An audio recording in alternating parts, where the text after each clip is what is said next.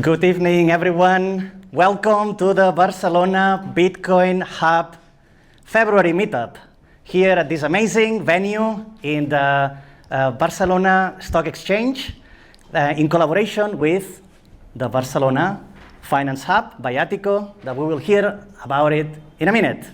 So today we're going to talk about Bitcoin and Gen Z, the next generation of Bitcoin innovators. Any Gen Z in the room? Oh, wow. Yeah, I see a couple. I see as well new faces. So for those of you that have never attended these events, I'd like to explain you what is the Barcelona Bitcoin Hub. So this is like a space, a physical space, where we meet like financial professionals as well as newbies and experts in Bitcoin to discuss a couple topics. Topics we discuss is Bitcoin, economy, finance, politics, and we always talk about Bitcoin. So we're not here to talk about price. We're not here to talk about the trading of crypto or any other asset. We're not here to talk about crypto. We're here to talk about Bitcoin. And the way that we are organizing these events is this type of meetups where we present a topic. After that topic, all of you can answer all type of questions to the speaker. And after that, we organize a networking session. And if some of you still want to continue the conversation, we go to have dinner in a restaurant in front of the building. So we are recording this session, but we only record the speaker. We never record the questions, so feel free to ask any type of questions without the fear of being recorded. And for those of you that have never attended these events before, I'm going to show you a couple of meetups that we have recorded and that you can access on our YouTube channel. So we talked about the Bitcoin journey, we talked about the differences between Bitcoin and crypto, we talked about Nostr and sovereign identities, we talked about introduction to economics, we talked about politics, Bitcoin treasury companies, and so on and so forth. So for all of you that haven't come before, I'd like you to take a picture of these QR codes. You can have more information in our Telegram channel and in our YouTube channel as well. So the objective of the Telegram group is that you can continue the conversation that we'll kickstart today here. And you can use it as well as a tool to network. If you meet someone that you feel like it's interesting to you, that you would like to keep the conversation, you can follow them and you can find them on our Telegram channel. And this is not the only thing that we do. Here in Barcelona, there are many other communities that do things about Bitcoin. So we have Bitcoin Walk. Bitcoin Walk is a series of walks around the city. They last around a couple of hours, and you walk. There are different routes every month, and you can just walk and talk about Bitcoin with fellow Bitcoiners or interested people interested in Bitcoin. We also have Barcelona Bitcoin Only. This is a very hardcore Bitcoin community. It's more a cypherpunk. It's a more technical group where we all talk about, I don't know, how to, for example, next week, we are organizing a Bitcoin mining meetup. So if any of you is interested in mining, but not any type of mining, home mining, because maybe you have heard that to mine you need like powerful equipment, technology, and knowledge. Well, if you're curious on how to mine from home, with using small devices, this is what you can learn next week in the Barcelona Bitcoin Only meetup. We also have Trobades Bitcoiners. This is like Bitcoin meetups, and the organizer is at the end over there. So if anybody's curious, you can reach out to him. The goal of this group is to meet in a more relaxed way. These are not organized meetups like the ones that you are experiencing today, or the one that I talk about, Barcelona Bitcoin Only. It's more like a group of friends that meet and discuss about anything with the excuse of Bitcoin. And they happen, BTC, correct me if I'm wrong, they happen all around Catalonia, right? Right, so if you have friends that cannot come to Barcelona, this is another option. But wait, there's more. We also have BitDevs Barcelona. So for those of you that are more techies and that are curious on how to develop and program in Bitcoin, this is your group. The format is different. They do like Socratic seminars, and they also happen once a month in the city. So I know that this is a lot. We put another QR code here. We have a website that links you to all of these other communities. So if you like what you experienced today, if you're curious to find or discover other formats, have a look into these other groups and communities, friends of our community. Now, more things that are happening in Barcelona. At the end of May, the Barcelona Ciphers Conference. This is like a big event, couple of days that will happen here in Barcelona, and because we are friends with the organizers, they gave us a 10% discount for all of our members. So you can either use the code BBH, small caps, or take another picture of this screenshot. This happens at the end of May. And the topics will be more cypherpunk and parallel structures. Now, I think we are getting to the end of my introduction. As I said before, this event is organized in partnership with the Barcelona Finance Hub, this amazing venue that you are all enjoying today. And to present us about this venue and what things you can do here, we have Núria Manils, the Barcelona Finance Hub manager. So please, Núria, can you tell us a little bit more about what can they do here at the venue? Thank you. Thank you. To explain you, because I see a lot of new faces. I'm very happy that we are collaborating for more or less a year now, something like that. So what's the place you are in today? I always like to describe the hub as an aggregator place, so we are not reinventing everything, so we are gathering different interests and community together in this physical space. So when I met Jordi and the other colleagues, they were telling me that they were discussing Bitcoin, but not in a speculative way, more as in a politic, ethical way. So I just love their idea, and what we could do, it was sponsoring this space, so you could have these monthly meetups here. Apart from these meetups, we opened this space around 2 years ago. During that time, we have hosted more than 200 events. Wow. 11, 12 of them have been about Bitcoin. The others have been around finance, payments, insurance as well, PropTech we have discussed as well. So we believe in the longer spectrum of finance. So we basically address 4 verticals. One of them is FinTech, the other one is InsurTech, the third one is PropTech, and the last one is legal tech. So everything that gathers these communities together, they happen here. Some of the events are hosted and led by us. Some others are hosted and led by collaborators with other associations for the own members of the hub. You see some of logos here. These companies are sponsors of the hub, so they also host events here that will help co-create. And a part of this, you have 4 floors below you that host 300 co-workers. So we have daily 300 people physically working from here, 25 different finance companies that come daily to work in this space. And apart from that, the third line, I've said co-working, I've said events. The third line that we do as an activity is that we support entrepreneurs. So we host incubation and acceleration programs. So on that topic, if you can go to the next slide, this is the only thing I have to introduce today. Next week, it's 4 years from now, Mobile World Congress. As a player which is very active in the ecosystem, of course we are going to be in the 4 years from now. We do not have a physical stand in the Congress, but we are collaborating, in this case with one of our partners, which is Conto, the neobank, and we are hosting this speed dating session in the Conto Garden on the 3rd and 4th of March.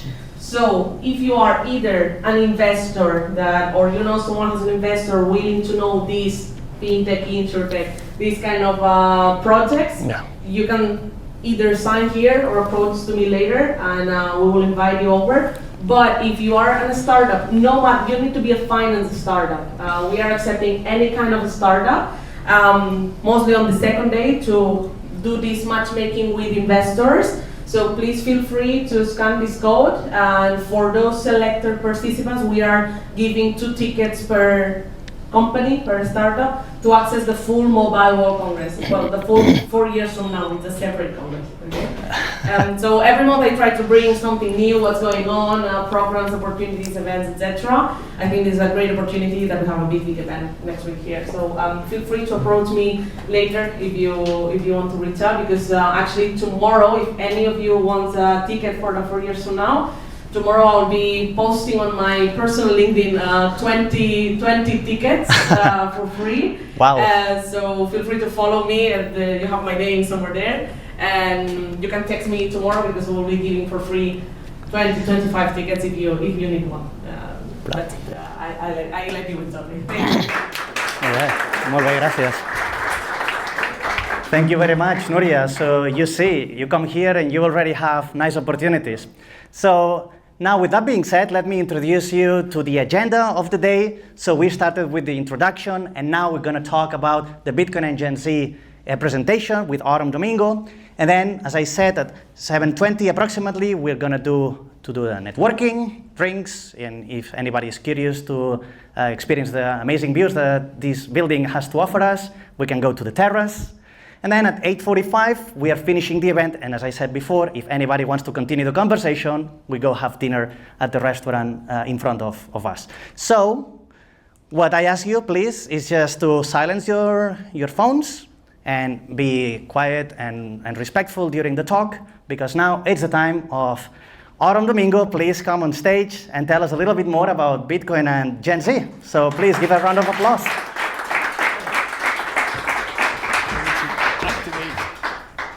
Your mic, and thank you.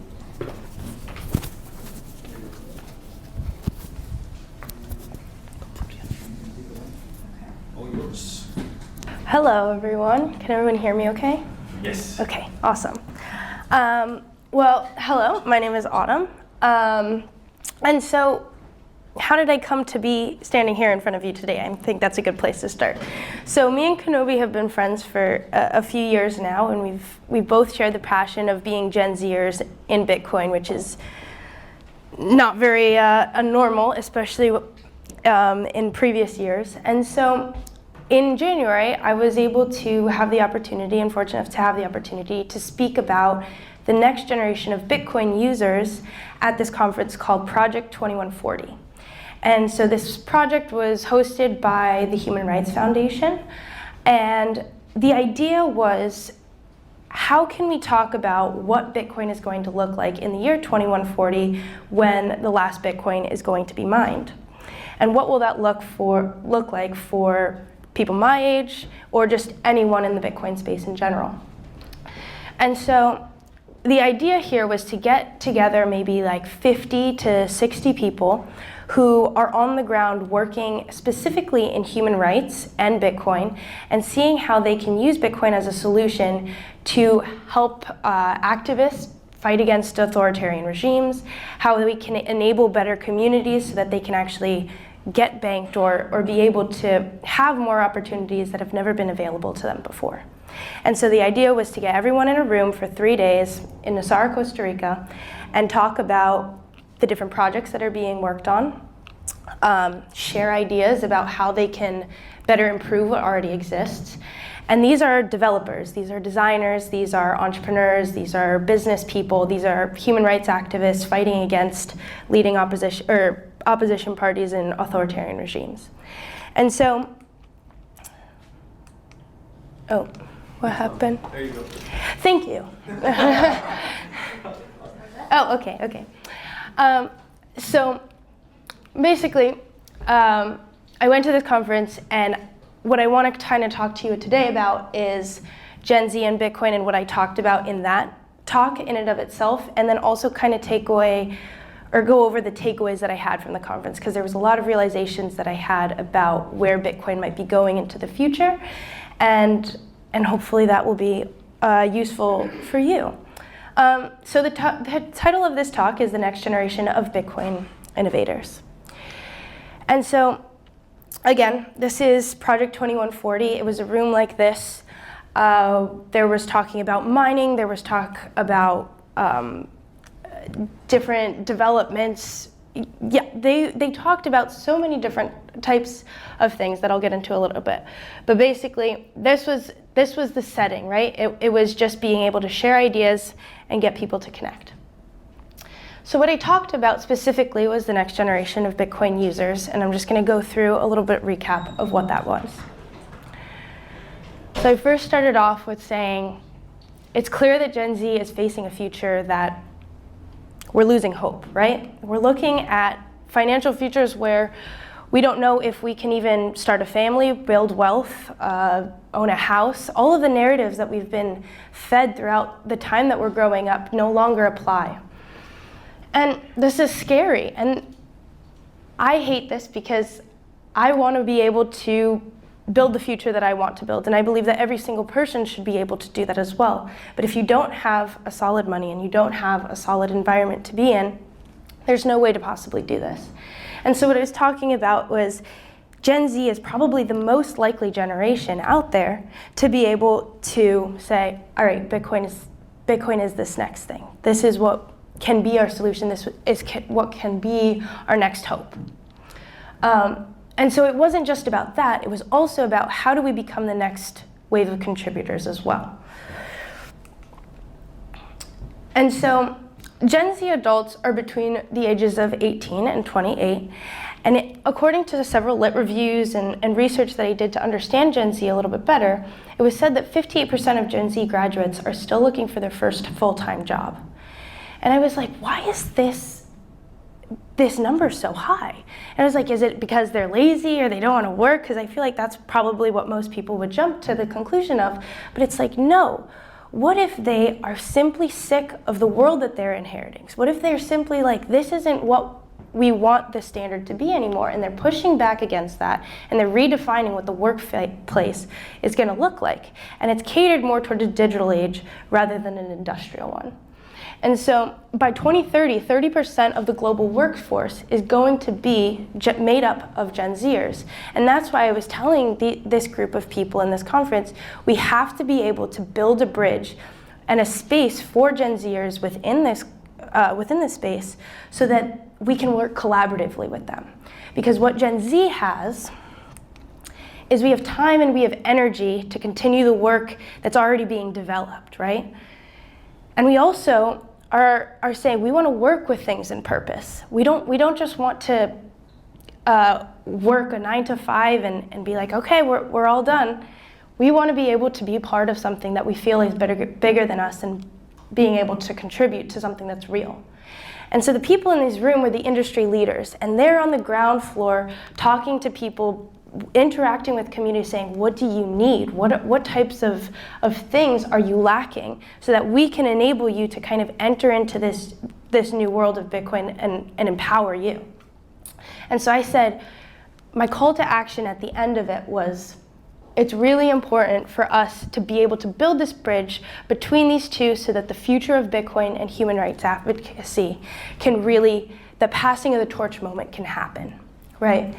And so I believe that this is a vital point in time right now because we have Gen Z, which I think is very outspoken. We're ready for a fight where it's like, we don't like what we're inheriting, so I want to do something about it. I want to be a part of something bigger. And we're also in this age where we're seeing where oppression and human rights violations are at its peak, right? And it's because of this new digital age that allows governments to be able to censor us more, to be able to control us more, and to be able to steal human rights from us. And so the point is if we are on this teetering point where this feisty generation is meeting a very tyrannical world, if they can decide, I'm going to develop the skills and the tools needed, like Bitcoin, like AI, how can we leverage those to pave the way for what this future of the world of financial freedom, of human rights, of advocacy is going to look like? And that's what I think is the most important thing to do. And so it's up to us, for the Gen Zers in the room, to be able to take advantage of that and say, look, I'm going to put my head down, I'm going to learn about these different skill sets so that I can actually apply them to real world situations and get into these communities and help them. And so if we were to, the main thing that I took away at the end of my talk was, look, I need you guys to come up to me and give me the insight of how can I get this bridge to be built? What do you guys need from us, and how can we help you? And the one thing that was repeated over and over to me was, I need you to get Bitcoin into the hands of Gen Zers. It's not about understanding the why behind Bitcoin. Why is Bitcoin good? How is it going to solve your problems? It's about letting it run in the background. It's not about like making it its own structure and its own system so that we're on a Bitcoinized, standardized world. It's more about how can we already plug it in to the things that already exist so that we're leveraging these new So how can we plug it into what already exists and make it run more smoothly so that it's a more, I guess, smooth process, and it's not just, this is Bitcoin, you have to be in Bitcoin. Because I think if any of you have ever talked to someone and it's like, you should invest in Bitcoin, this is something that's good for you, always they're like, why are you trying to sell me this idea? Why, like, what do you, is this a scam or something? And it's like, no, I'm just trying to help you, right? And so if we can integrate it in ways that we know the technology just works the way it does, and we know that it can benefit so many communities around the world, this is the new idea that comes into play. And so the main thing that people at this conference were asking themselves, it wasn't as much as, how can we get money and value accessible to everyone, right? Because that's really important, and we see that happening in in so many different situations. We have countries all over the world with explosive inflation, and you have people putting their money into Bitcoin, and it's helping them. You have complete communities and countries out there that are underdeveloped, but now have access to something that actually empowers them and that they can do things. And so stories, for example, there is this human rights activist, and his name is Fedi. And so he is from Palestine, and while everything was happening in Gaza, the only thing that allowed him to get resources into Gaza for food, water, shelter, etc., was Bitcoin. And then you have other examples of, there was a guy from Lebanon, and while the airstrikes were happening, he had only his Bitcoin wallet, and he took his family and this Bitcoin wallet, and they left the country. And that was the only thing that supported them throughout, right? So these are specific examples of how Bitcoin is actually implemented in everyday real life. And it's very exciting to see. And it gives us hope, because it says, you don't need to rely on a third party. You don't have to rely on electing a person in government to fight for what you want.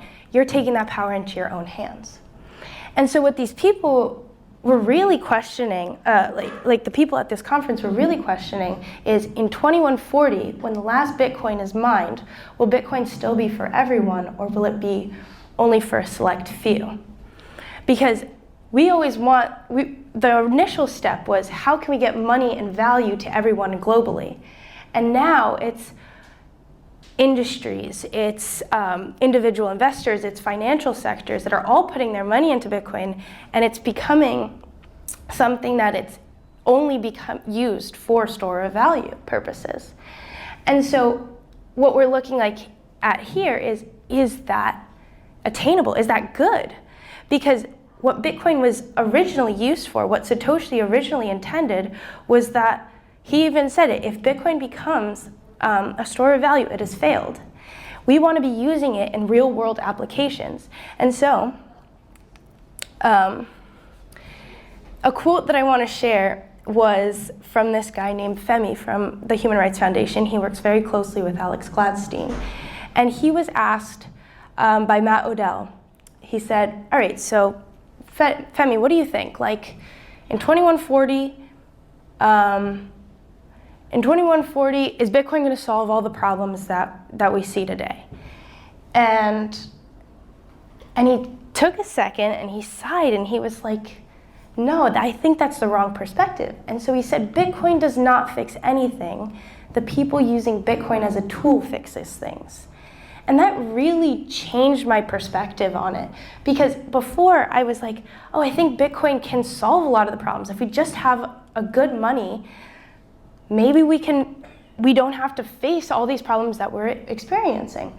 But if you use it as a tool, just like we would use AI as a tool, this is empowering us to use them in practical cases and plug into these already existing worlds and let it run on the background so that real impact can be made.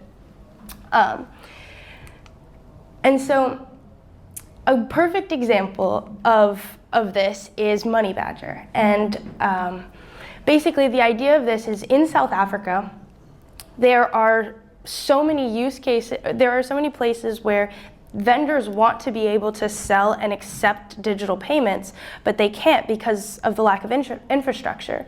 And so what this leads to is a ton of people standing outside banks for hours just trying to get the money that they are owed. And so what Money Badger does is it's a payment infrastructure used in stores in South Africa that accept Bitcoin and crypto payments while allowing merchants to get paid in local currency.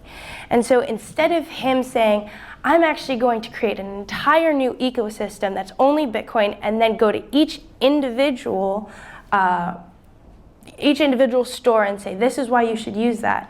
He instead said, let's take what's already existing and meet the people where they are. And I think that's how we can get more Bitcoin adoption. It's not about educating completely about the why behind Bitcoin. It's not about, oh, this is a better money and the price is gonna go to the moon. It's none of that.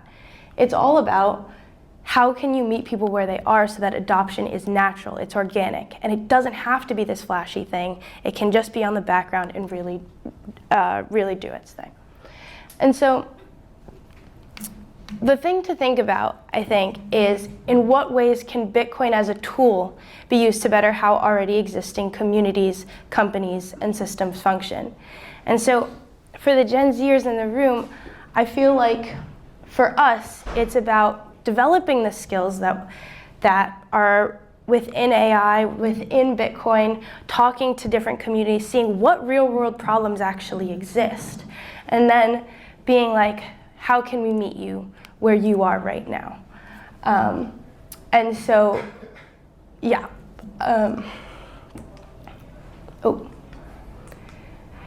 And so some other references and research of the Gen Z workspaces are at this QR code, and then if you also want to contact me, this is my email and my Twitter. Thank you.